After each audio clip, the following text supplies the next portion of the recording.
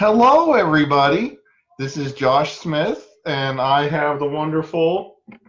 Could you introduce yourself? I'm Josh's son, Eli Thomas Smith, and my birthday is June 7th. It's good to have you all here, and so we are going to be talking about how best to recover from a suicide attempt. Now, one of the things that we have here for you is we have free stuff. Yeah, lots. And so we want to show you our free stuff that we have. So I'm going to tell you a number that goes along with it. If you want it, just put the number and say one, please, or however. And then if you want multiple copies, let me know. Now Eli likes his free stuff, so we thought Eli would be good to help with us. This is the first thing that I have to offer. This is Journey Toward Health and Hope. This is where you can record your recovery from your suicide attempt. These are very nice to hand out and have some information from other people that have recovered. And so just let me know if you want one of those. I have lots of these. This is number 2. This is suicide prevention lifeline cards, and they have the number to the crisis text line, plus some important things, warning signs for suicide. These can go very nice in your purse and or wallet. This is for clinicians. This is number 3. It's similar to the other one, except that it has tips on how you can assess if somebody is suicidal. And then this is the last one that I have, number 4. Find what you were made for. Stay. And just a nice little card for suicide awareness. Now, Eli, you have gone to the suicide walk before. Can you tell the people on Facebook Nation what the suicide walk is like? The suicide walk is a walk to raise money for people who are really poor. And who are feeling sad? And people who are feeling sad or like sick, we just raise that money and just give them stuff that they really need. So do you think these people should donate? I agree. There is a link in this to this video to donate if you would like to. Okay, can you tell Facebook Nation good night? Good night, peeps. All right, thank you, Eli. All right, go to bed. Okay, so there's the link to the donation if you find this video helpful, and it's great being with you all today. This is a topic that is very important to my heart because we're talking about how best to recover from a suicide attempt, which is something that I had to do and wasn't easy. When I completed my suicide attempt and I was in the water and I was just floating there, one of the thoughts that went through my head was, and now what? And I didn't know what came next. And it can be so overwhelming to know how best to go forward because I was expecting it all to be over. Now, there is a powerful symbol for those of us who have overcome a suicide attempt, and that is the semicolon. And it means a lot to me. Hello, Miss Morris. Hello, Angel Castro. Hello, Robert Slovina. It's great to see you all. Now, I hate pain.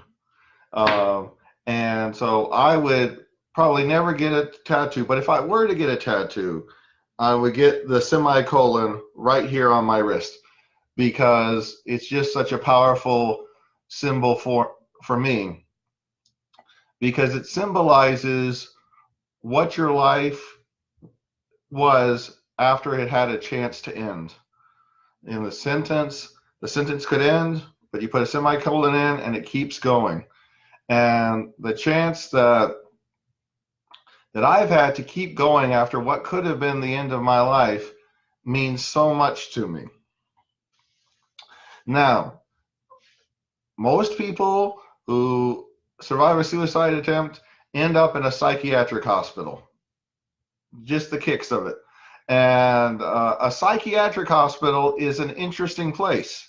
I am one of the few people who has been both a patient and a practitioner in a psychiatric hospital. Gives me a rare glimpse into it. For one, psychiatric hospitals are incredibly boring. And well,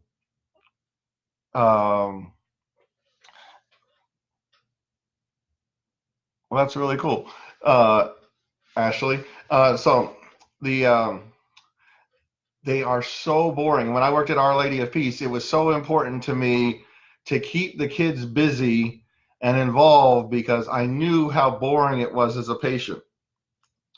Shocker, I was not the best behaved patient on the psychiatric unit.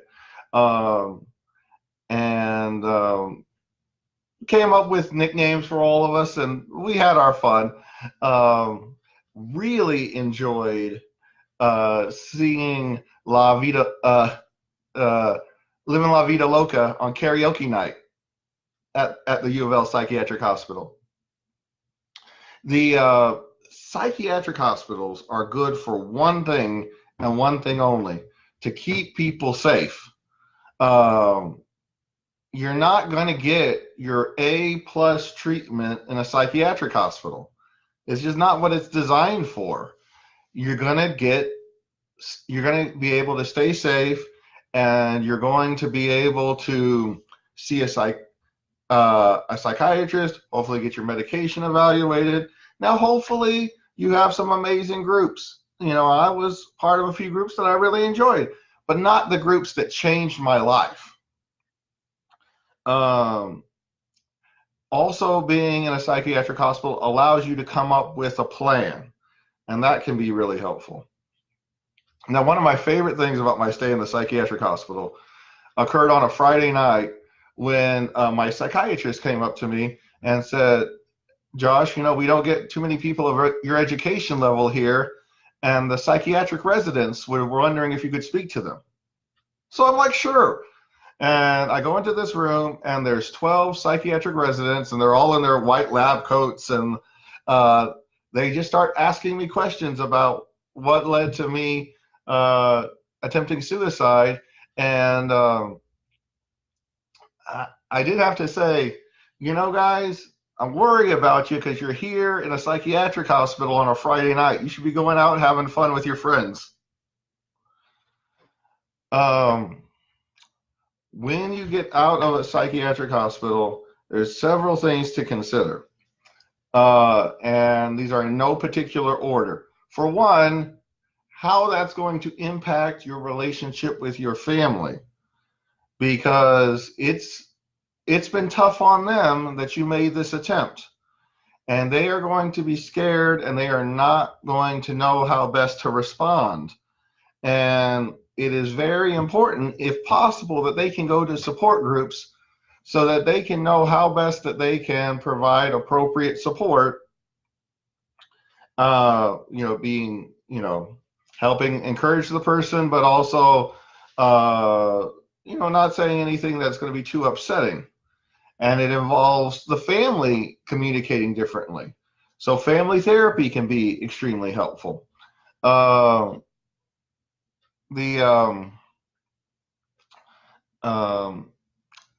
of the other big things is employment. You were used to working before, and it might be a struggle to work now. I would not recommend attempting suicide on Friday and trying to go back to work on Monday. It's not a good idea. For those of you all who have short-term disability policies, these can be invaluable in helping you get back on your feet and get started so that you can return back to work. So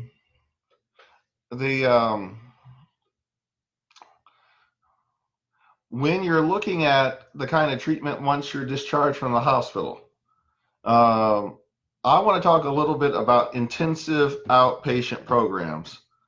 They are so amazing. I attended the intensive outpatient program at Our Lady of Peace in Louisville, and it was so helpful. I attended, this program was from 9 to noon every day. The first 2 hours were just a regular process group where we talked about what was going on. And then the third hour was psychoeducation, where we were learning more about our disorders. Now, one of the things I also liked about the IOP is because I was in with other people who were also working, also had families, and were trying to get their lives in order. There was a police officer, there was a teacher, there was somebody who worked for the cable company, and it just felt like we could really work together because we all had similar goals of getting back on our feet. Getting off the mat is the title for this webinar, and it's that title for a clear reason, because that's what it feels like. When you make a suicide attempt, it feels like you got knocked out and you're trying to get back up and your knees are wobbly and everything feels overwhelming. And so it is important to not try to rush yourself.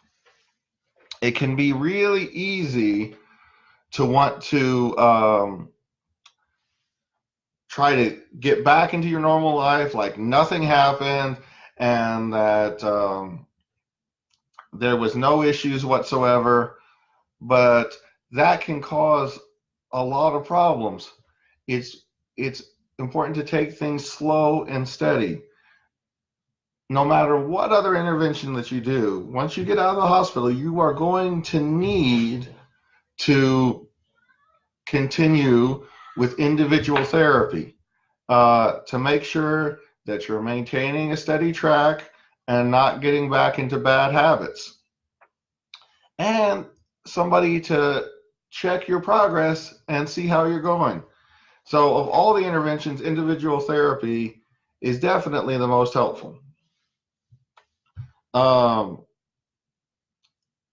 When I was recovering, one of the things that I would do is I would just write out all the different things that I wanted to accomplish.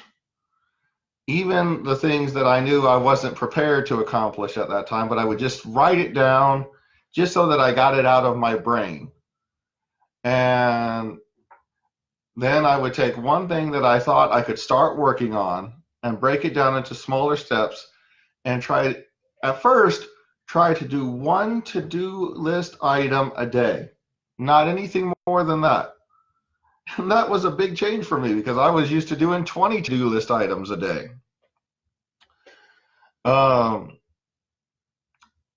So I would start off with that, and then as I slowly got better, I would try to do maybe 2 a day and gradually work my way up. There is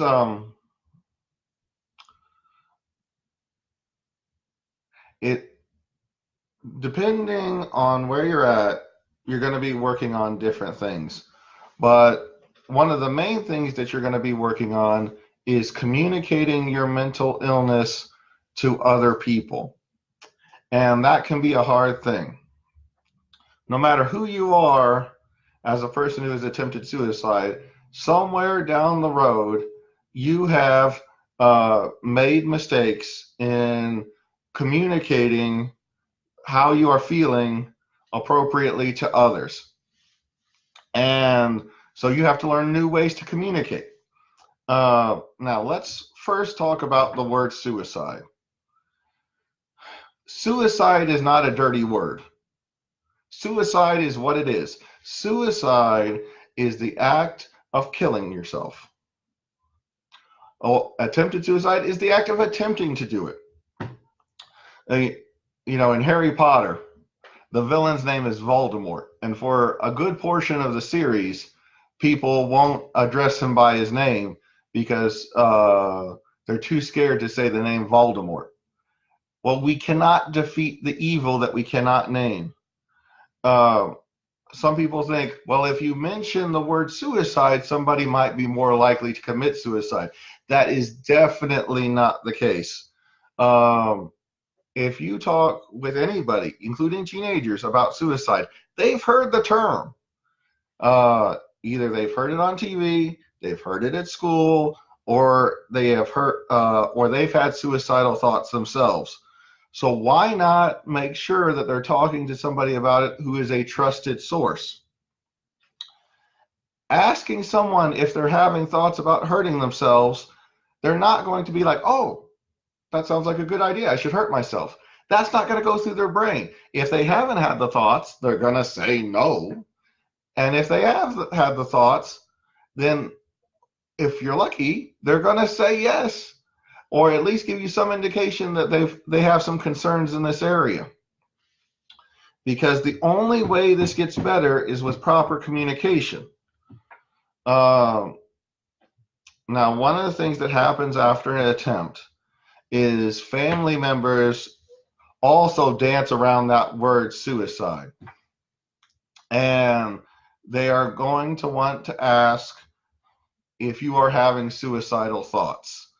And so, for one, we have to give them a break and understand that they have a right to worry. They are your family. And so it is nice that they love you. And two, you come up with your way to communicate how best to communicate the fact that you're having suicidal thoughts. All right. In this house, we say a lot of times bad thoughts. And so Emily will ask me, have you been having any bad thoughts? And I will tell her. And now, I've been going to therapy. I've been taking my medicine, but I still have suicidal thoughts about once a month. So, I tell my wife when I'm having suicidal thoughts, and it's not what she wants to hear. But if it's true, that's what I'm going to tell her, because I'm done keeping these things a secret. And if for whatever reason I have to go back to the hospital again, it's not the end of the world. It's just what it is, because I'm going to stay safe.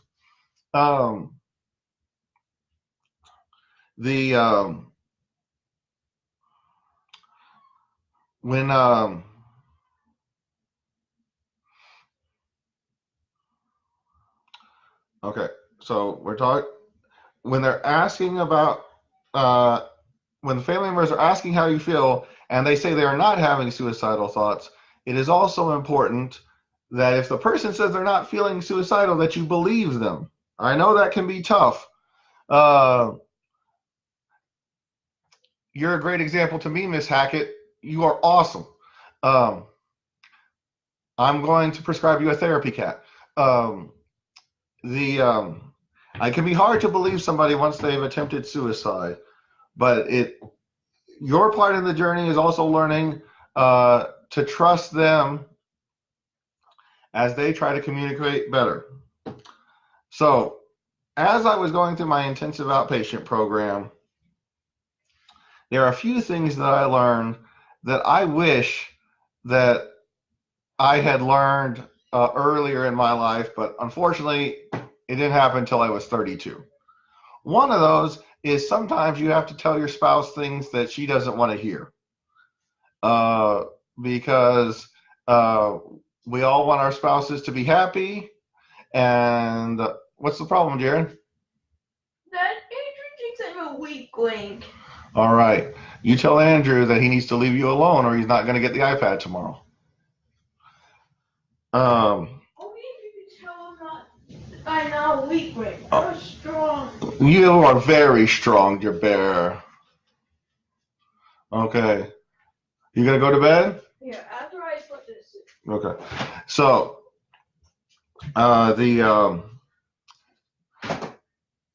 so I have to tell my wife when I'm not doing well, when I'm overwhelmed. I want to be her superhero. I want to be able to do the things and be there all the time. But sometimes she's gonna ask me for help, and I'm gonna say I can't do that. I'm sorry, and that is not me being mean or selfish. That's just accurately telling somebody where I'm at.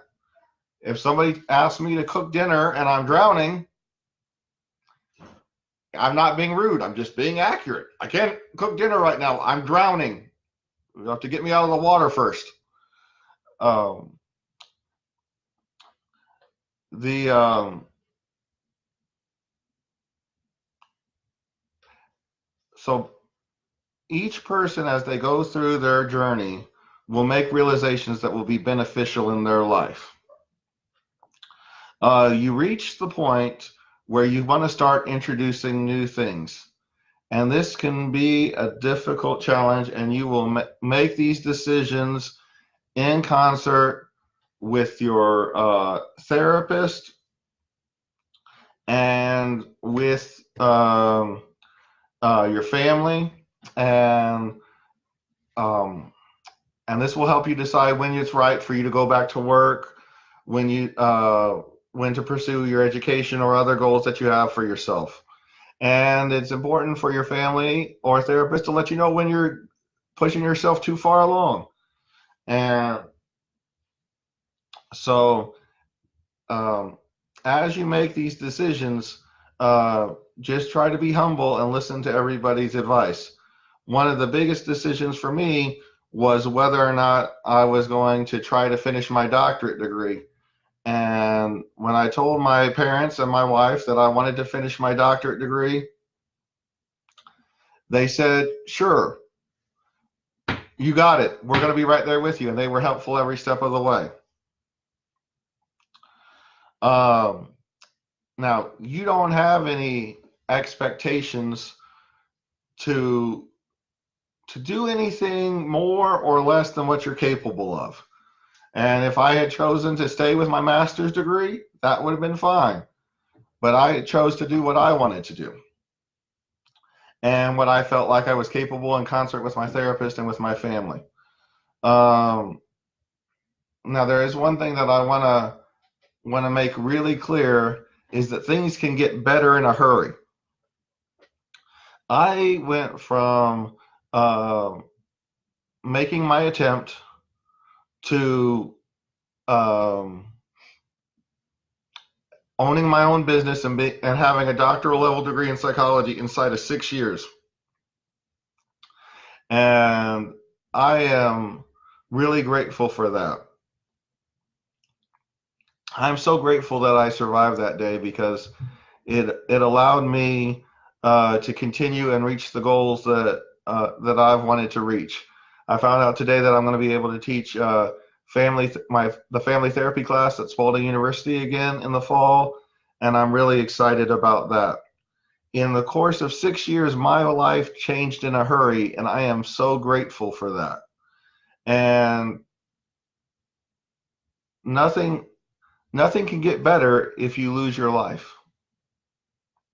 One of the things that is most hard about depression is that people believe that they have no options, and they are often option eliminators.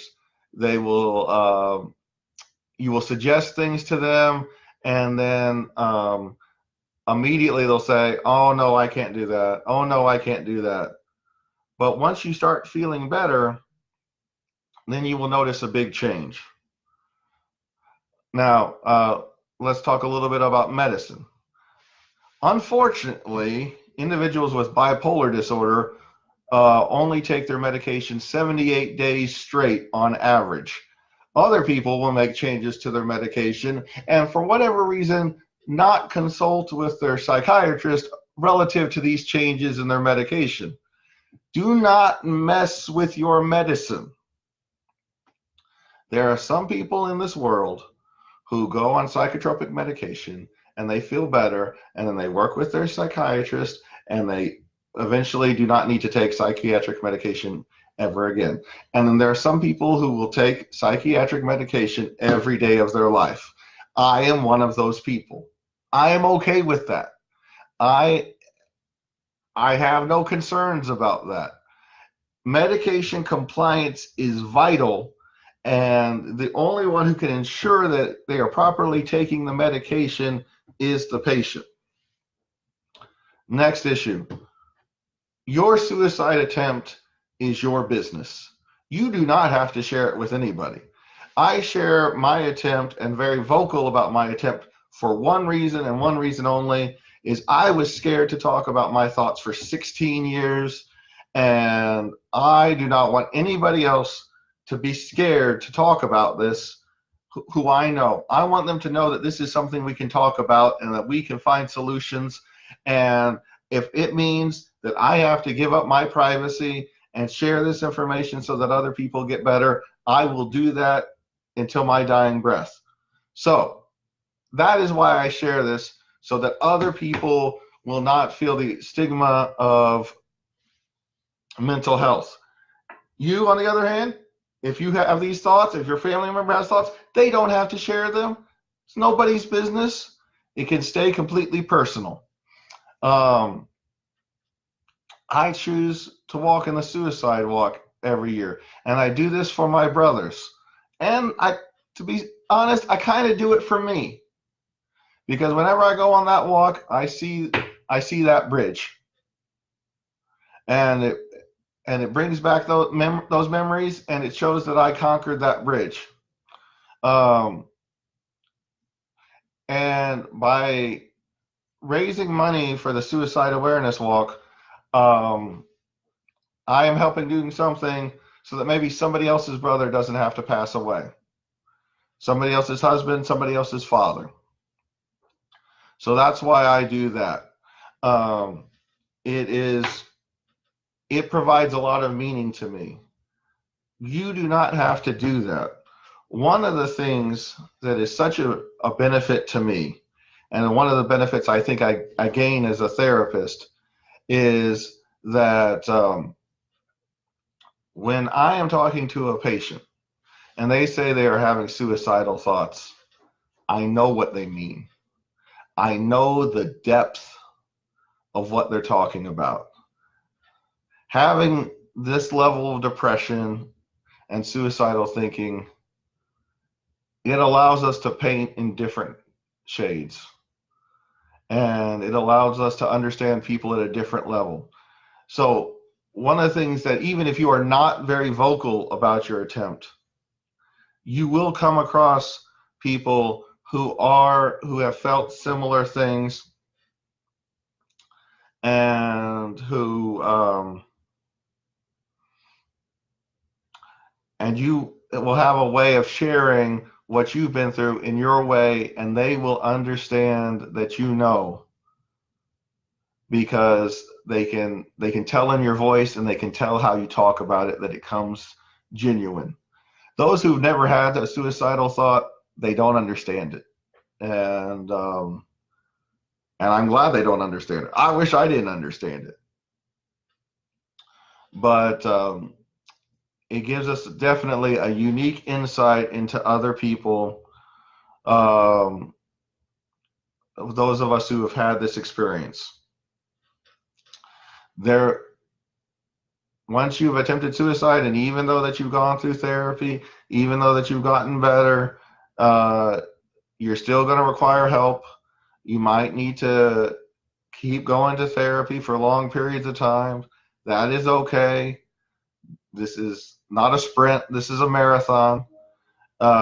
You will have those thoughts again. They're so ingrained in your brain that it's hard to get rid of them completely. But I just want you to know that wherever you're at, things can get better. There is no place so bad that it can't get better. Because from where I've been at and where I've seen other people overcome, I've seen them get better. So I know it can be the same for you. If anybody wants any of the materials that I talked about in the video, you can either comment on this video or you can private message me. If you comment that you want these materials, I will private message you as well, and I will because I'll need your address to mail it to you. So once again, this is the journey towards health and hope for those who've had attempts. This is the pocket card with the suicide hotline on it for anybody with the warning signs. This is for clinicians with the lifeline number and the how to assess for suicide. And then this is this little placard, find what you were made for, stay. If you have any questions that you didn't ask during the video, feel free to post them. Also, this information is available for anybody who would benefit from it. So please share this with anybody who you would think would benefit from this information. And also, I will be posting this, the YouTube video for this, tomorrow morning at the latest. So I hope you have a good evening, and we will be doing our next video about suicide next week. I haven't decided on a topic for that one yet.